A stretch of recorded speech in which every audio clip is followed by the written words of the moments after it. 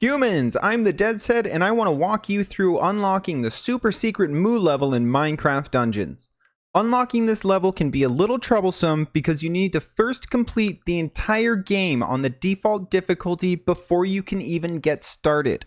Obtaining the scroll will then require you to go through all 9 main levels of the storyline and collect a rune from within each one of them.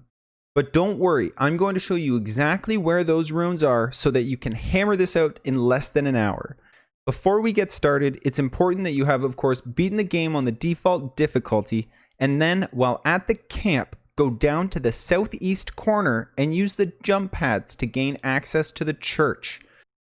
While you're here, flip the lever near the entrance to drop the drawbridge. This will avoid the need for the jump pads later.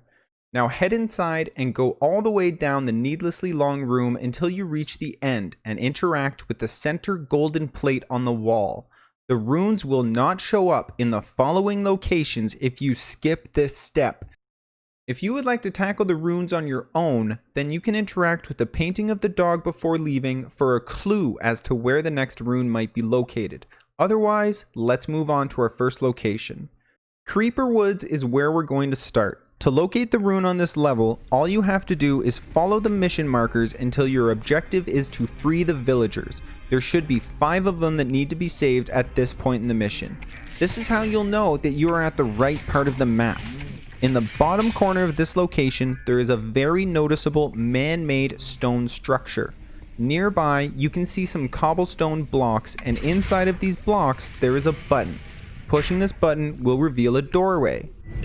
Now just head inside and follow the pathway to the end where you can interact with another button. Pushing this one will, in time, reveal your rune, which you can now collect. You do not need to finish the rest of the mission to keep this rune, so let's quit back to the camp and move on to the next one. Our next stop is Soggy Swamp, where after loading into the level, you will once again simply follow the mission markers. This time, we're going all the way to the boss, the Corrupted Cauldron. A quick tip on getting this guy out of your way quickly is to stand exactly where I am standing in this video. 90% of the mobs can't actually hit you with their attacks, so you just have to mop up the few that happen to land in a lucky spot, and otherwise quietly focus on finishing off the cauldron. After defeating it, move through the gate that has now opened and focus on the noticeable stone structure. There are a number of mushrooms at its base, and just behind them, there is a button. Pushing this button will reveal a new door. Now just head inside and repeat the process from our last rune. Since we're right at the end of the mission, we may as well leave this level the correct way and collect the obsidian chest for completion. Next up, let's go to redstone mines. From where you spawn in, you're going to want to follow the mission markers until you pass the second supply bin on the map. Right after passing the supply bin, your objective should change to free the villagers 0 out of 6. This is how you know that you are in the right place on this map. The button you need to activate can be found just before the exit to this area, which should be gated off, stopping you from moving forward until you eliminate all of the mobs and free the villagers. It's located right against the wall behind an outcropping of redstone. All you have to do is push it, head inside, push the second button, grab your shiny new rune, and quit back to the camp. Now let's load up Cacti Canyon. Here you're going to once again follow the mission markers until you get to a point where you will need to collect a blue key. This blue key will end up gated off from you until you defeat a slew of the Illagers' henchmen. After defeating them and before entering the area with the blue key, look behind the palm tree on the left side of the gate. There is a button behind it which, after being pushed, will reveal a new door right behind the blue key. Enter the door, head to the end of the pathway, and collect the rune before quitting back to the camp again. From here, we are going to load up Pumpkin Pastures. The rune in this mission is right in the first portion of the map. You will come across this unmissable large stone wall. On top of it, there is a small pile of boxes, and the button that we're looking for is right behind them. Pushing it will show you the way to the area which contains the rune. So head inside, push the button, and interact with the rune so that we can quit back to the camp and go to the next location, which will be Fiery Forge. Follow the mission markers until you walk into your very first indoor area. Just as you enter, you can see a dead redstone golem in the floor, and what we're looking for is just down the stairs from him. There will be a lever on the wall that you can interact with to open up the doorway, so now you can go inside and collect your next rune. Now quit back to the camp and we can move on to the desert temple.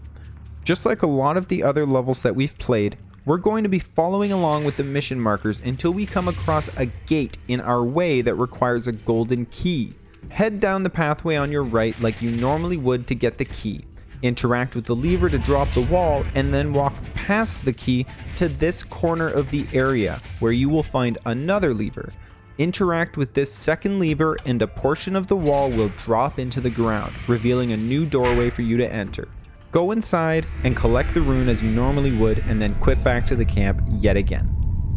Getting very close to the end here, we're going to travel to high block halls. Just follow along with the mission markers until you come across your first grassy outdoor area. Follow the right side of this area until you are eventually walking on a stone path. Follow this path into the first corner that you come across, and you might notice an unlit torch on the wall. Interacting with this torch will open up the wall, giving you access to the room which contains the 8th rune that you need. From here, quit back to the camp so that we can go after our 9th and final rune in Obsidian Pinnacle. Kill your way through the level, following along with the mission markers until you enter the first indoor area of the map. Explore this indoor area until you come across a bookcase against a wall that shows on your map as having an empty space behind it. You will find in this bookcase a book that, when interacted with, opens up the wall, revealing a new room which should contain some chests and that beautiful last rune that we need to unlock the super secret Moo level. But we aren't quite done yet. Let's quit back to camp. Now we need to go to the church where this all started. Walk back down that needlessly long room and interact with the center golden plate once again. After doing this, you will see the rune words on the wall light up and it will part ways, revealing to you a new door that you can go through. On the other side, there should be a few more chests and a pedestal, which has the scroll that you've been working for all this time. Pick it up, and the game will notify you that you have access to a new location that can be traveled to from the world map. If you found this helpful at all, then please like and subscribe. Thank you so much for watching, and take good care of yourself.